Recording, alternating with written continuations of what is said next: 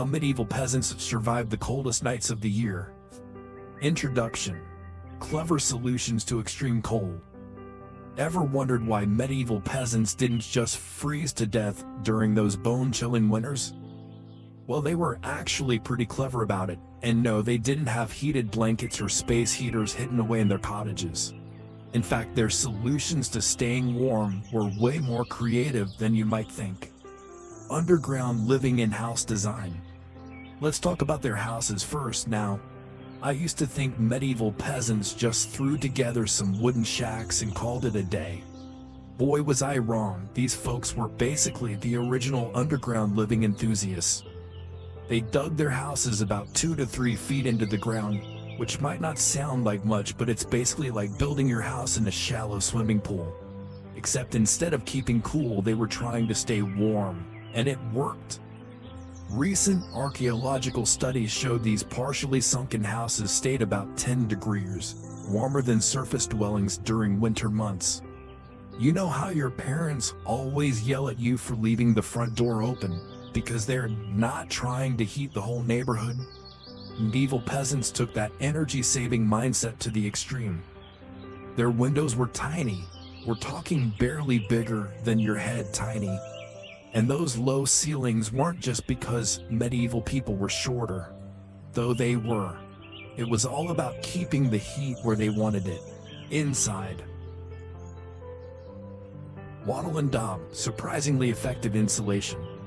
Medieval peasants used something called wattle and daub to insulate their homes. Now, before you get excited, wattle isn't some cute medieval animal. It's basically a bunch of twigs woven together like a massive basket. And daub, well, it's a delightful mixture of clay, straw, and, wait for it, manure.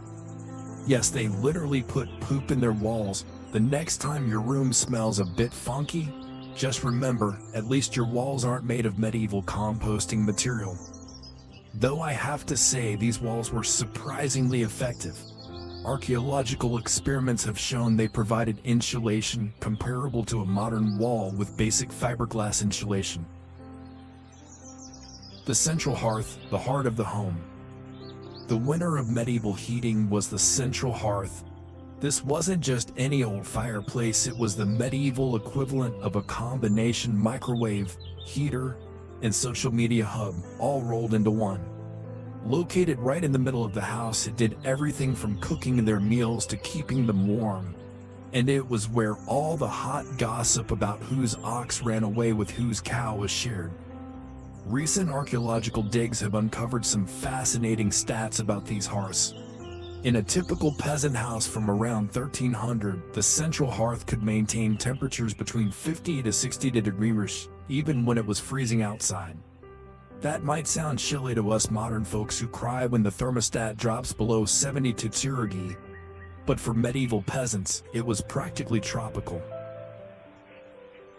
Strategic house design and seasonal adaptations. They were geniuses on how they designed their single-room homes. Everything was strategic, from the placement of sleeping areas, as far from drafts as possible, to the angle of the roof, steep enough to shed snow, but not so steep that the thatch would slide off. It was like a medieval version of feng shui, except instead of arranging furniture for good luck, they were arranging it so they wouldn't wake up as human popsicles. Archaeological evidence shows they even oriented their houses to face the sun's path, maximizing natural heat during winter days. And something that would make modern architects scratch their heads: these houses were actually designed to be a bit smoky inside. The smoke from the hearth would rise and help create an insulating layer near the ceiling, while also protecting the thatch roof from insects and rot. Studies of preserved medieval roofs show that this smoky environment actually doubled the lifespan of thatched roofs. Some clever archaeologists recently found evidence that peasants would actually modify their homes seasonally. In autumn, they'd patch up any holes in the walls with fresh daub and add extra layers of thatch to the roof. They'd even hang blankets or animal skins on the walls for added insulation. Medieval tapestries for the common folk, if you will. And unlike our modern homes where every room has a different temperature, these single-room houses were surprisingly efficient at maintaining consistent warmth. Centuries of trial and error, evolving housing techniques. But perhaps the most impressive thing about medieval housing wasn't just the architecture.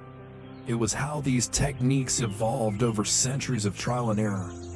Each generation added their own little improvements, like a really slow game of architectural telephone that lasted hundreds of years. Archaeological evidence shows that houses from the early medieval period, around 800 AD, were much simpler.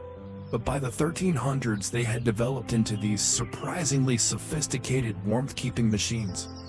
Some of their heating solutions were actually better than what we use today. Those thick, breathable walls of wattle and daub, fantastic at regulating humidity and preventing mold. Something our modern drywall isn't always great at. And their steep thatched roofs, perfect for handling heavy snow loads. Way better than some modern flat roof buildings that collapse it after a big snowstorm. But living in a medieval house wasn't all cozy fires and clever design. The smoke from the hearth would make your eyes water. The roof needed constant repairs, and there was always the chance that a stray spark could set the whole place ablaze. But hey, at least you didn't have to worry about paying the heating bill or programming a smart thermostat.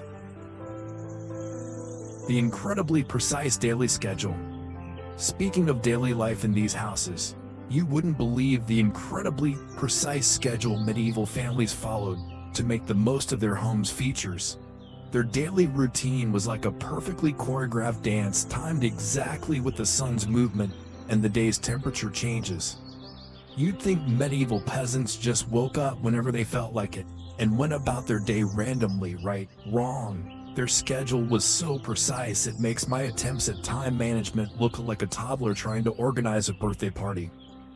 The golden hours were between 10 a.m. and 2 p.m., what medieval folks called high sun. This wasn't because they were late risers who enjoyed sleeping in. No, this 4-hour window was when temperatures peaked, and everyone in the village coordinated their most important work during this time. Manor court records from 1267 show that villages actually fined people who didn't stick to these communal work hours in winter. Talk about strict scheduling, and you thought your school's tardy policy was harsh. One village in northern England even had a system where repeat offenders had to donate extra firewood to the community stockpile. Now, recent studies of medieval manor records show that villages developed what historians call frost watches. Different families would take turns keeping the communal fires going throughout the night. Each family had their assigned nights, marked in the manor rolls right next to their tax obligations. Miss your turn at frost watch. That'll be 1 chicken or 3 dozen eggs as a penalty. Medieval peasants didn't mess around with their heating duties. Archaeological evidence suggests some villages even had special warning systems, usually a series of horn blasts, to alert frost watchers when temperatures drop dangerously low. The first sleep and second sleep routine. The morning routine started way before sunrise, but not with what you'd expect. Instead of jumping right into work, medieval folks had what they called first sleep and second sleep. They'd wake up around midnight for an hour or two, do some light tasks, socialize a bit, then go back to bed until dawn. Medical records from the 1300s showed doctors actually recommended this split sleep pattern for better health. Meanwhile, we modern folks feel guilty about taking a 20-minute power nap at our desks. Historical documents show this midnight wake period was considered so normal. Communal mealtimes and bread ovens. Mealtimes were a whole other level of coordination. The entire village would eat their main meal together around 1 a.m., when the communal bread ovens were at their hottest. Archaeological evidence from village sites shows these ovens were massive. Some could bake up to 100 loaves at once.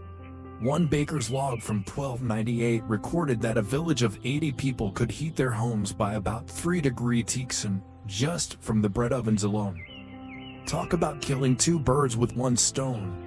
Or should I say, feeding 2 needs with 1 heat.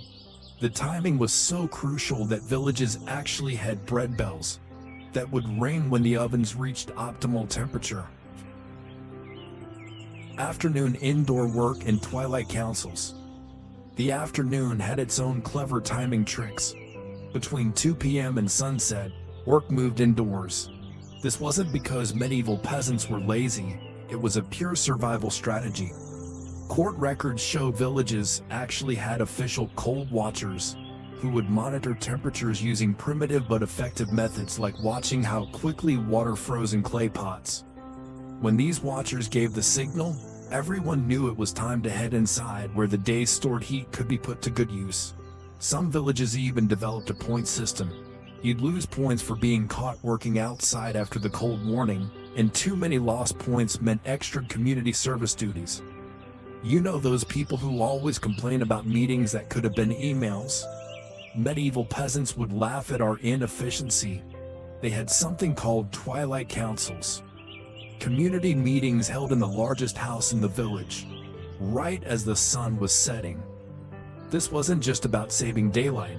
The body heat from dozens of people gathered together could raise the temperature of a large room by up to 5 degrees Celsius. Now that's what I call a productive meeting.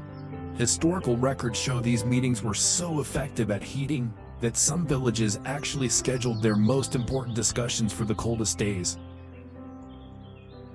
Coordinated bedtimes and fire checking duties. They even coordinated their bedtimes. Not because they had strict parents, but because the last family to bank their fire for the night was responsible for checking all the other houses' fires were safely banked too. Manor records show this job rotated weekly, and getting caught sleeping on the job literally meant you had to donate a portion of your fuel supply to the community stockpile. One particular record from 1289 mentions a man who fell asleep during his fire checking duties and had to give up half his winter firewood as punishment. Sophisticated food preservation techniques. These medieval communities had some pretty incredible methods for preserving their food through the winter months. Their storage techniques were just as sophisticated as their timing strategies, and some of them might surprise you. Medieval peasants would have crushed it on those survival TV shows. Their food preservation techniques were so smart that modern scientists are actually studying them. Just don't tell Gordon Ramsay about some of their methods. He might have a meltdown. Though honestly, their preservation skills might even impress him once he got past all the dirt. Let's start underground. Medieval peasants had these brilliant storage pits that kept temperatures steady at around 41 year-round. Recent archaeological digs found thousands of these pits across England. They were basically the medieval equivalent of your refrigerator's crisper drawer, except they actually worked. One village in Yorkshire had over 200 storage pits for just 50 families. That's 4 personal underground fridges per household. And here we are, fighting over fridge space with our roommates. Archaeological analysis shows these pits were so well designed that they'd maintain more stable temperatures than some modern root cellars. Vegetable thermometers and layered hay insulation. They turned their vegetables into natural thermometers. Root vegetables like carrots and turnips were placed in specific spots within these pits. If the carrots started showing signs of frost damage, they knew they needed to add more insulation. If they started sprouting, they needed better ventilation. A medieval manuscript from 1283 actually lists different vegetables in order of their cold sensitivity. It's like a primitive temperature monitoring system, but with turnips instead of technology. Recent studies of these manuscripts reveal they had identified over 20 different vegetable varieties with varying cold tolerances. Now about that hay everyone keeps talking about. Medieval peasants didn't just use it for their animals, they wrapped their houses in it like a giant winter coat. But the genius move is that they stored this insulating hay in layers around their food storage areas. Archaeological evidence from a 13th century village shows they created what scientists now call thermal gradient zones. Each layer of hay reduced the temperature fluctuation by about 2 degrees. 3 layers of hay meant your food storage stayed 6 degrees more stable. Not bad for people who never took a physics class. Modern experiments recreating these methods have shown they're nearly as effective as some modern insulation materials. The snow trick and underground storage systems. The snow trick is where things get really interesting. They'd pack snow against their food storage areas in carefully calculated layers. Studies of preserved medieval storage structures show they could maintain temperatures of 35 to 38 degrees for weeks after the snow melted by using this method. One particularly well-preserved site in northern England showed evidence of snow pits that could keep food cold until May. That's some serious medieval air conditioning. The layout of these snow pits suggests they understood principles of thermal mass centuries before the concept was formally defined. But the winner of medieval food preservation were the underground storage systems from the 1200s. These weren't just holes in the ground, they were engineering masterpieces. Archaeologists found storage pits with multiple chambers, each one designed for different types of food. They had drainage systems that would make a modern plumber impressed, airflow channels that worked like natural ventilation, and even primitive humidity control using clay pots filled with water. Analysis of soil samples from these pits shows they maintained humidity levels between 85 to 95%, perfect for long-term vegetable storage. Some of these storage systems were so effective that when archaeologists excavated them in the 1960s, they found preserved seeds that were still viable after 700 years. The scientists actually managed to grow medieval turnips from these seeds. I bet those were the most historically significant turnips ever served in a university cafeteria. DNA analysis of these ancient seeds has helped scientists understand how medieval crops differed from modern varieties. Food rotation systems and the Fool's test. The preservation methods weren't just about keeping food cold though. Medieval peasants had this whole system of rotating their stored foods based on temperature changes. They'd move roots and vegetables between different storage zones like they were playing some complicated game of chess. Manor records from 1292 show detailed instructions for this rotation system. It's basically a medieval version of those cooking shows where they have to quick fire, reorganize a pantry, except failing means you might not eat in February. The records even include penalty systems for families who didn't follow the rotation schedule. But my favorite discovery has to be the Fool's test. According to Manor Court records, villages would assign someone to taste a tiny bit of stored food every few days. If they got sick, well, let's just say it wasn't the most popular job in the village. They even had a rotation system for this duty, kind of like jury duty, but with more potential stomach aches. One record shows a man tried to get out of this duty by claiming he had already died from bad turnips. Medieval humor, folks. Historical documents suggest this testing system actually saved many villages from foodborne illnesses during harsh winters. These preservation techniques weren't just random lucky guesses. Manor records show they kept detailed notes about what worked and what didn't, passing this knowledge down through generations. We found preservation guides from the 1200s that read like scientific journals, complete with observations about temperature, timing, and storage conditions. They might not have had thermometers, but they sure knew their stuff about keeping food fresh. Medieval cooking skills and calorie counting. All this careful food preservation meant they needed some serious cooking skills to turn their stored ingredients into actual meals. And let me tell you, what they did with these preserved foods in their medieval kitchens would put some modern cooking shows to shame. The science behind medieval food was absolutely genius. These people were professional calorie counters before it was cool. Except instead of trying to lose weight, they were trying not to freeze to death, and they were surprisingly good at it. Medieval doctors actually prescribed specific foods for winter survival. Records from the 1300s show they recommended eating between 4,000 to 5,000 calories daily during the coldest months. That's more than what Olympic swimmers eat today. But here's the catch. They had to get those calories from food that could last through winter without spoiling. My local supermarket can barely keep bananas fresh for a week, but these folks had winter food stores down to a science.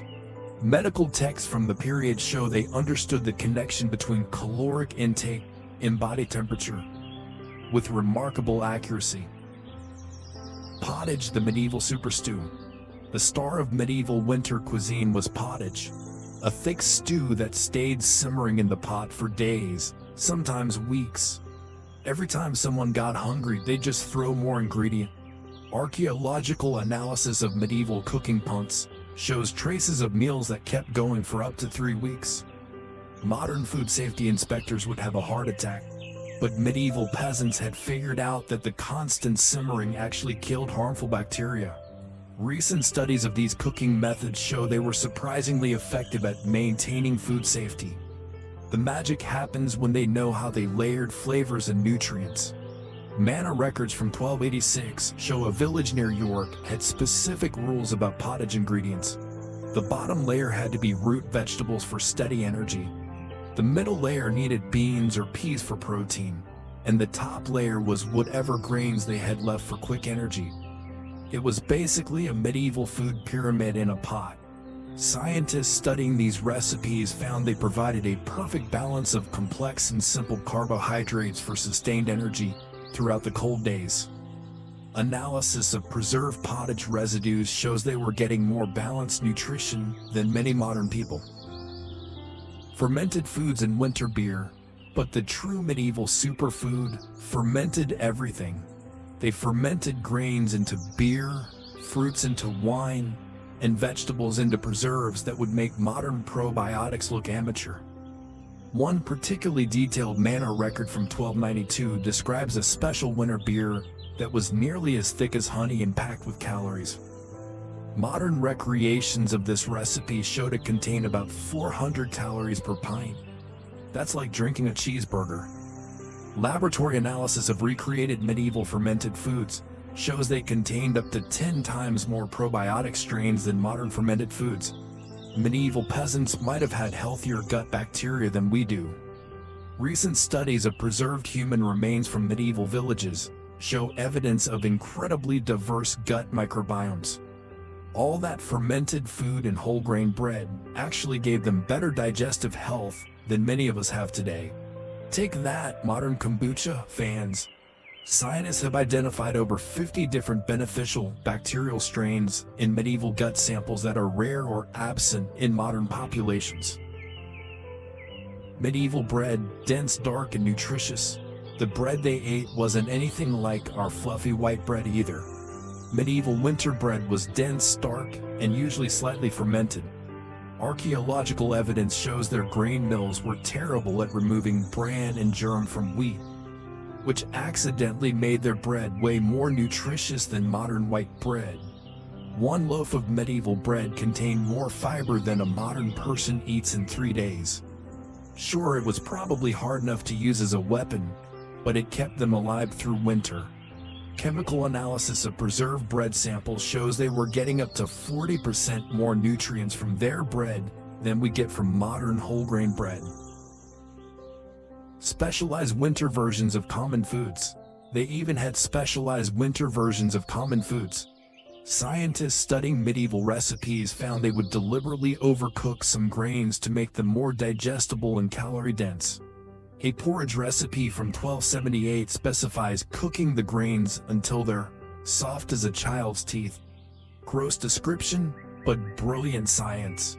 The longer cooking time broke down the complex starches, making the calories more readily available for keeping warm. Modern nutritional analysis shows this cooking method increased the bioavailability of calories by up to 30%. Seasonal diet changes and meal timing. The medieval diet changed dramatically with the seasons. Records from various manor courts show they ate nearly twice as much fat and protein in winter as they did in summer. They also timed their meals based on digestion science. Manor records show specific winter eating schedules, the biggest meal at dawn when they needed energy to warm up, another large meal at midday to keep the heat going, and a smaller meal before bed to fuel overnight warmth. They understood food-generated body heat better than some modern nutritionists. Studies of medieval meal timing show it was nearly perfectly aligned with our modern understanding of chronobiology and metabolic efficiency. Shared sleeping arrangements, the science of spooning. With all this focus on high-calorie foods and staying warm, You might wonder how medieval peasants managed to get any rest in their crowded houses. Well, their sleeping arrangements were just as scientifically thought out as their diet. Modern parents freak out when kids crawl into their bed, but medieval families took shared sleeping to a whole new level. Archaeological evidence from the 1250s shows entire families, we're talking up to 6 people, sharing what was basically a wooden platform with some straw on it. And you thought your twin-size college dorm bed was cramped. Recent analysis of medieval household records suggests these tight sleeping quarters might have actually helped medieval families survive temperatures that would have killed people sleeping separately. In fact, studies show the combined body heat in these shared beds could raise the local temperature by up to 8 degrees. They didn't sleep flat on their backs like we do today. Archaeological research of medieval bed platforms shows they slept semi-reclined, almost like they were in a comfy chair. Scientists studying this position found it was actually brilliant for heat conservation. It reduced the surface area exposed to cold air by about 30% compared to lying flat. Plus, it made it easier to pack more people into the sleeping space. Medieval problems required medieval solutions. Studies of preserved bed platforms show wear patterns consistent with the semi-reclined position, suggesting it was the standard sleeping posture for centuries. Modern sleep researchers have even found this position might have helped prevent some respiratory problems common in cold weather. Sleep inspectors and fines for inefficient sleeping. Recent studies of manor court records revealed something fascinating about these sleeping arrangements. Villages actually had official sleep inspectors who would check that families were using their bed space efficiently during the coldest months. One record from 1289 shows a family getting fined for spreading out too much in their bed platform. Apparently, gaps between sleepers were considered a waste of precious warmth. Talk about strict bedroom rules. The fines could be pretty steep too. One family had to give up a whole week's worth of firewood as punishment for inefficient sleeping arrangements. These sleep inspectors even carried measuring rods to ensure proper spacing between sleepers. The engineering marvels of medieval bed platforms. The bed platforms themselves were engineering marvels disguised as simple furniture. Archaeologists studying preserved medieval beds found they were built with multiple layers of insulation. The bottom layer was usually packed straw, changed seasonally, followed by a layer of wool when they could afford it, and topped with whatever fabrics the family owned. But what's clever is that they angled these platforms at precisely 15 degrees. Modern thermal analysis shows this angle created perfect air circulation while minimizing heat loss. These people were basically sleep scientists. Recent reconstructions of these beds have shown they maintain temperatures up to 12 degrees Celsius, warmer than flat sleeping surfaces. The layered construction also helped prevent drafts, with each layer reducing air movement by approximately 40%. Spooning and rotating sleep positions. Getting the bedding arrangement wrong could be a serious problem. Manor records from 1250 to 1350 show multiple cases of families being relocated to the communal hall during extreme cold snaps because they failed to maintain proper sleeping conditions. One particularly dramatic account from 1298 describes a village elder demonstrating proper sleep positioning by arranging the entire family like spoons in a drawer. Medieval people invented spooning. Who knew? Historical records suggest this spooning arrangement could raise body temperature by up to 2 degrees Celsius compared to random positioning. Scientific analysis of shared body heat distribution shows this arrangement was nearly perfect for heat retention. The height of the bed platform mattered too. Archaeological evidence shows they built these platforms exactly 18 inches off the ground. Some particularly clever households even built their bed platforms directly above the cattle pen. Medieval underfloor heating at its finest. Temperature measurements in reconstructed medieval houses show this elevation could mean a difference of up to 5 degrees so. The platforms were also slightly tilted toward the center, creating a subtle bowl effect that kept everyone from rolling out while sleeping. It's also impressive how they scheduled sleep, unlike today, where everyone just crashes whenever they feel like it. Medieval families coordinated their sleep positions throughout the night. The youngest and oldest family members who needed the most warmth started in the middle of the group. As people got up for their various night duties, checking the fires, tending to animals, or the infamous first sleep activities, they would rotate positions to maintain optimal heat distribution. It was like a complex dance choreography, except everyone was unconscious. Mana records actually include detailed diagrams showing these rotation patterns and schedules. Medieval winter fashion, unwashed wool and layering. Those warm bodies needed proper clothing to make the most of their shared sleeping space, and medieval people had some pretty sophisticated fashion solutions.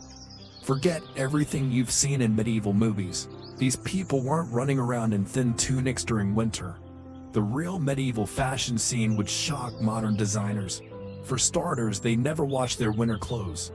Before you say gross, there was actual science behind this decision. The natural lanolin in wool acts as a waterproofing agent, and washing removes it. One medieval text from 1267 specifically warns, "A clean wool cloak is a cold wool cloak." Medieval people understood chemistry without knowing what chemistry was. Modern lab tests on preserved medieval garments show unwashed wool clothing retained up to 40% more water resistance than washed versions. Wool was the superstar of medieval winter wear. Archaeological evidence shows they didn't just wear one layer of wool, they were up to 5 layers. Each layer was processed differently to serve a specific purpose. The innermost layer was soft and thin, while outer layers were progressively thicker and coarser. Scientists studying preserved medieval clothing found this layering technique created air pockets that trap heat more effectively than modern polyester. Tests show a typical medieval winter outfit could maintain body heat for up to 6 hours in freezing temperatures. Analysis of the weaving patterns reveals they even adjusted the direction of the wool fibers in each layer to maximize insulation. Moss and straw insulation and fat-based waterproofing. But it gets interesting when they stuff their clothes with dried moss and straw. Recent analysis of preserved clothing from the 1300s shows traces of over 12 different types of moss used for insulation. Each type had different properties. Some were naturally antimicrobial, others were better at trapping air.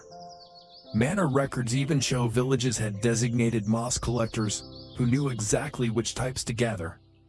One record from 1292 describes a heated argument between 2 villages over access to a particularly good moss gathering spot. Medieval people literally fought over moss, that's how important it was. Scientific analysis of these moss varieties shows some had insulation properties comparable to modern synthetic materials. The really impressive thing is in how they treated their winter clothes. They'd rub them with animal fat, usually sheep or deer, to increase water resistance. Lab tests on recreated medieval clothing shows this treatment was surprisingly effective. It could repel water for up to 4 hours in heavy rain. They also discovered that mixing certain types of tree sap with the fat made it even more water resistant. A medieval recipe from 1285 specifies mixing pine sap with sheep fat in exact proportions that modern scientists say is nearly identical to modern waterproofing formulas. Recent experiments show this mixture could maintain its water-resistant properties for up to 3 months before needing reapplication. Linen undergarments were the medieval equivalent of high-tech base layers, but only wealthy peasants could afford them. Instead, most people use this trick of weaving their innermost wool layer with nettle fibers. Modern textile analysis shows this secreted a fabric that wicked moisture away from the body, almost as effectively as modern synthetic materials. It was itchy as anything, but it kept you dry and warm. One medieval writer complained about the eternal itch of winter clothes, but noted it was better than freezing. Laboratory tests indicate these nettle wool blends could wick moisture at 80% the efficiency of modern performance fabrics.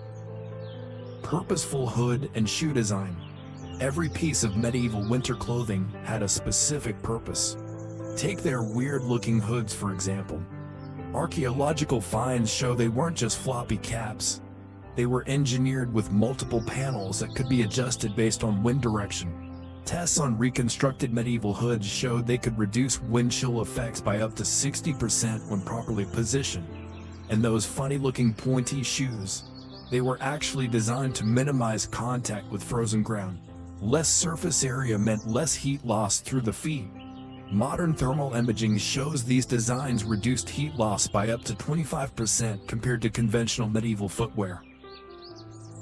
Clothing maintenance and seasonal rotation. Medieval clothing maintenance was an art form. They stored winter clothes in special chests with aromatic herbs that naturally repelled moss. But these weren't just any herbs. They chose specific combinations that also had antimicrobial properties. Scientists testing preserved medieval clothing chests found traces of herbs that are now known to contain natural antibacterial compounds. These people were fighting bacteria before they knew bacteria existed. Chemical analysis of these herb combinations shows they were as effective as some modern mothball alternatives. They also had seasonal clothing rotation down to a science. Mana records show specific dates for changing over to winter clothes, based on generations of weather observations. But it wasn't just about the calendar. They watched for specific signs in nature. One record from 1278 lists things like when the blackberries wither and when the geese fly south as signals to break out the heavy winter gear. Modern meteorologists have found these natural indicators were surprisingly accurate predictors of temperature changes, often matching modern forecasting with 85% accuracy. Community clothing projects and shared warmth. Their winter clothes were community projects. Villages would hold spinning bees, where everyone gathered to process wool and make winter clothing together. But this wasn't just about socializing. Body heat from 20 to 30 people working in one space could raise the temperature enough to keep everyone warm while they worked. One Mana record shows a village saving 3 weeks worth of firewood by organizing group sewing sessions in cold weather. Temperature measurements in reconstructed medieval workshops show these gatherings could raise room temperature by up to 6 degrees Celsius. Animals indoors. The medieval underfloor heating system. When those warm woolen clothes weren't quite enough to fight off the bitter cold, medieval peasants had another trick up their sleeves. They brought their animals inside. And these weren't just any old farm animals. A single cow could raise the room temperature by 2 to 3 degrees. And that might not sound like much until you realize most medieval families kept 3 or 4 cows inside during winter. Add in some sheep, chickens, and maybe a pig or two, and suddenly you've got a pretty cozy setup. Researchers studying medieval housing layouts found that strategic animal placement could create temperature increases of up to 10 degrees. Modern thermal imaging of recreated medieval homes shows these temperature gains could last for up to 12 hours at a time. The most efficient arrangements could maintain these temperatures with just half the usual firewood consumption. The science behind this was actually pretty advanced.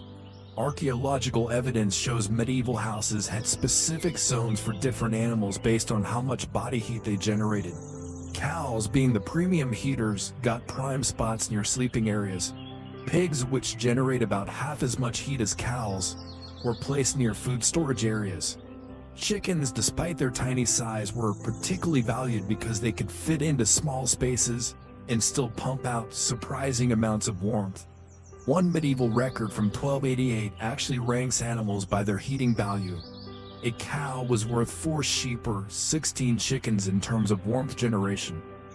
Recent scientific analysis confirms these medieval heat calculations were remarkably accurate, with modern thermodynamic studies showing only a 5% variance from their estimations.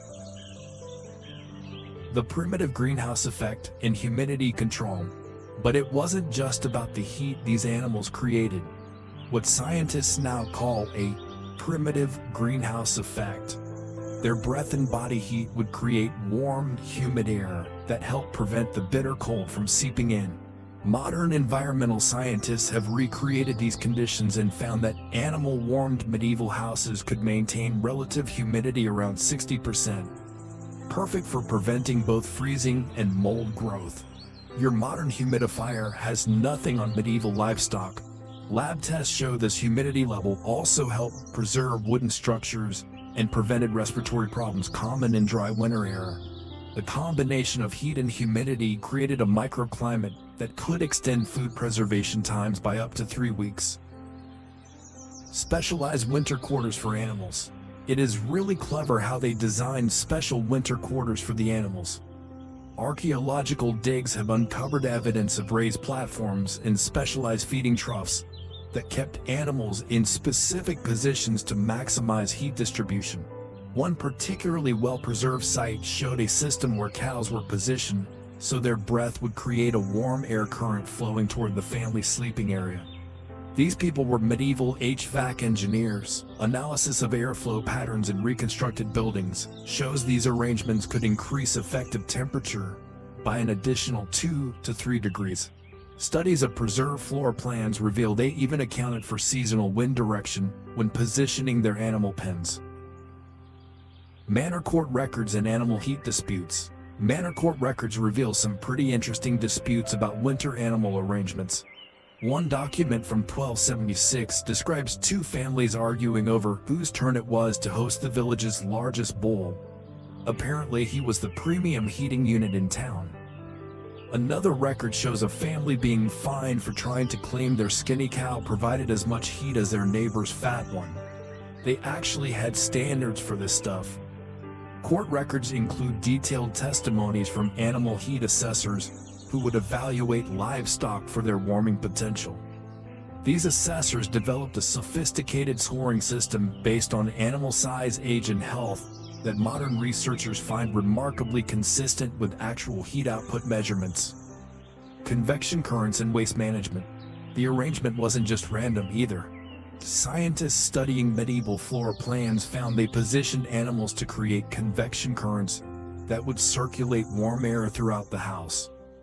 The animal's body heat would cause the air to rise, creating a natural circulation system. Tests in reconstructed medieval houses show the system could maintain temperatures above freezing even when it was 10 degrees outside. No wonder these arrangements were taken so seriously. They were literally life-saving. Modern airflow studies have revealed these medieval designs that achieve 70% of the efficiency of modern passive heating systems. Some particularly well-designed houses could maintain stable temperatures for up to 18 hours without additional fuel. But keeping animals inside came with its own challenges. Medieval people developed sophisticated waste management systems that would impress modern farmers. They used layers of straw and ash to create composting floors that absorbed animal waste while generating additional heat through decomposition. Recent analysis of preserved medieval floor layers shows the system could add another 1 to 2 degrees of warmth to the house. Talk about making the best of a smelly situation. Chemical analysis of these floor layers reveals they also produced natural antiseptic compounds that helped prevent disease. The layered composting system created a self-sustaining cycle that provided both heat and fertilizer for spring planting. Feeding systems and animal-to-human heat ratios. The animals also needed to be fed and watered without letting all the warm air escape. Archaeological evidence shows they developed clever feeding systems using chutes and hatches that minimized how often doors needed to be open. One particularly innovative design from a 1290s house shows a rotating feed box that could be loaded from outside and turned inward. Medieval people invented the pet door. Testing of reconstructed feeding systems shows they reduced warm air loss during feeding by up to 50%. They also understood the delicate balance between animal heat and human comfort. Manor records show they carefully calculated how many animals could be kept indoors without making the house too smelly or unhealthy for humans. They knew too much of a good thing could be bad. Scientists have even analyzed medieval manure composition and found they strategically adjusted animal diets to minimize ammonia production and maintain breathable air quality.